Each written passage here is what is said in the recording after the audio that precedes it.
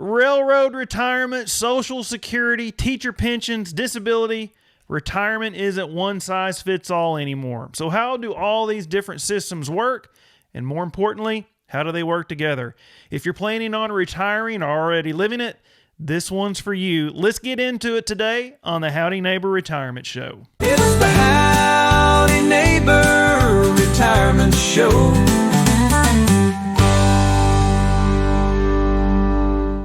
Howdy, neighbor. I'm Michael Andrews with Andrews Insurance and Advisory, and you're listening to the Howdy Neighbor Retirement Show, where we tackle real-life questions about retirement, Medicare, and Social Security every single week. So today we have questions from Punky and Connie. We are talking about two different retirement paths. One involves railroad retirement, and the other involves a teacher's pension, Social Security, and a disability application. So let's get into it. Our first question this week comes from Punky, who writes in and says, "Hey Michael, I really like your show. I've been listening every week, but one question that I've got for you is, how does railroad retirement work compared to Social Security? I've heard you always talk about Social Security and different things like that. Well, I work for a railroad and I want to know how my railroad retirement differs from Social Security." Thanks, Punky. First off, I really appreciate you listening to the show each week, and thanks for the question. And you are right, I talk a lot about Social Security, but railroad retirement is a whole different system with its own rules, and I'm glad that you brought it up. So if you work for the railroad, you don't pay into Social Security. Instead, your payroll taxes go to the Railroad Retirement Board, or the RRB, which runs a separate program just for railroad employees and their families. Railroad retirement benefits has two different layers. Tier 1 is the part that is most like Social Security. It's based on your earnings and work history, just like Social Security is. It even uses the exact same formula to calculate benefits. It provides retirement, disability, and survivor benefits, and if you've worked non-railroad jobs during your career, well, those earnings are counted as Tier 1 as well. So think of Tier 1 as your Social Security replacement. Now, Tier 2 is where things start to feel a little bit different. Think of it like a built-in pension that rewards you for sticking with the railroad. The longer you work, the more you earn, then the more you get. So if you've worked 30 years or more and had a solid income, your Tier 2 benefit can add a pretty significant amount on top of your regular retirement check. It's one of the biggest advantages of the railroad retirement system compared to Social Security. Because of this two-part structure, though, you actually pay more in payroll taxes than someone working a regular job. For Tier 1, you and your employer both pay in 6.2%, just like Social Security, but then you also pay Tier 2 taxes. So currently that is 4.9% for you, and your employer, they pay over 13%.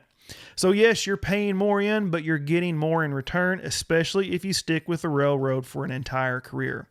Another big difference is retirement age. So if you've worked 30 years or more with the railroad, you can retire with full benefits as early as age 60.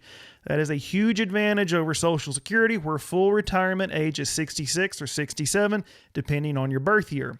If you have less than 30 years of service, you follow the same retirement age rules as Social Security, including the option to take your benefits starting at age 62. So what about your spouse? If your spouse didn't work for the railroad, they may still be eligible for spousal or survivor benefits through the Railroad Retirement Board based on your work record.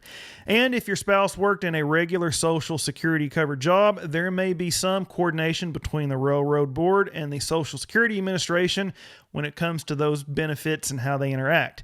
It's not always simple, but it's something that we can definitely help people walk through. So to sum it all up, railroad retirement is its own system, and for someone like you, Punky, it's a good one. You're paying more into the system, but you're also getting potential for an early full retirement age, a pension-style Tier 2 benefit, and generally stronger income over the course of your retirement. The key is knowing the rules so you can make the most of what you've earned. So let's move on to Connie's question. She wrote in and said, "Hey Michael, my husband is 61 and thinking about retiring.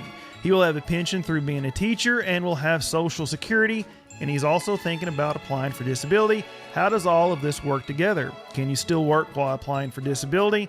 And once you get disability, how does that work with his other two income streams via his pension and Social Security?"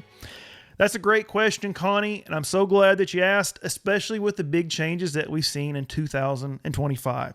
So first off, let's talk about Social Security Disability Insurance, or SSDI. If your husband qualifies, it will pay out a monthly benefit similar to what he would get if he took his Social Security at full retirement age. It's not reduced the way early retirement benefits are, but the key with disability is that you can't be earning too much through work when you apply. In 2025, if you're making more than $1,550 a month from employment, Social Security generally won't consider you disabled. That threshold is a little bit higher if you're blind. Now, you asked how this all fits together with his teacher pension.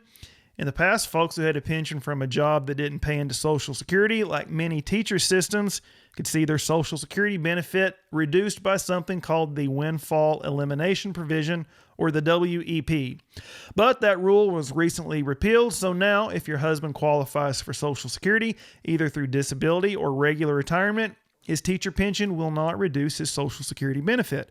So that makes things a lot more simpler moving forward. Once he's on disability, he can still draw his pension. They don't conflict. And later, when he hits full retirement age, his disability benefit will automatically convert to a retirement benefit with no change in the amount.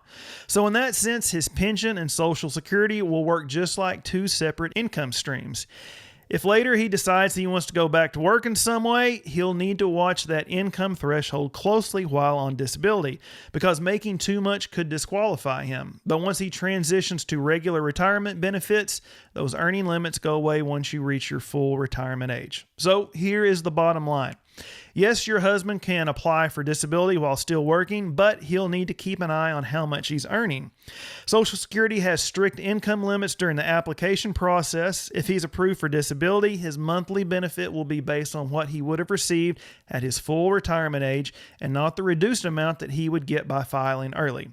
I hope that clears things up for you, Connie. So that is going to wrap it up for today's episode, which covered two great questions. First, Punky wrote in and asked how railroad retirement compares to Social Security. We broke down the two-part system, Tier 1, which mirrors Social Security, Tier 2, which works more like a pension, and explained how it can provide a solid benefit for long-time railroad workers. Then we heard from Connie, who wanted to know about how disability fits in with retirement. We covered whether you can still work while applying, what SSDI actually pays, and how it all lines up with a teacher pension and future Social Security benefits. So if you've got questions that you'd like me to tackle on the show, shoot me an email at michael@andrewsadv.com. I read every one of them, and I might just answer yours on a future episode. And here's a question for you. Are you confident in your retirement plan? It doesn't cost anything for me to take a look, but not letting me? Well, that could cost you thousands. So if you're ready to take this relationship to the next level, you can call me or text me at 918-842-7379 or head on over to andrewsadv.com and click on my calendar to schedule a phone call that works for you. And don't forget, the full replay of today's episode drops every Tuesday evening on the Howdy Neighbor Retirement Show Facebook page and YouTube channel. Give it a like, leave a comment, and share it with a friend who could use some good neighborly retirement advice. Thanks again for listening, and we will see you all next week right here on the Howdy Neighbor Retirement Show. Thanks.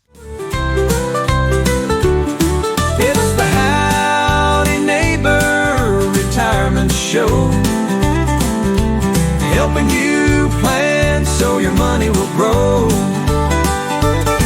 No need to worry, we'll make it clear. Medicare and retirement right here.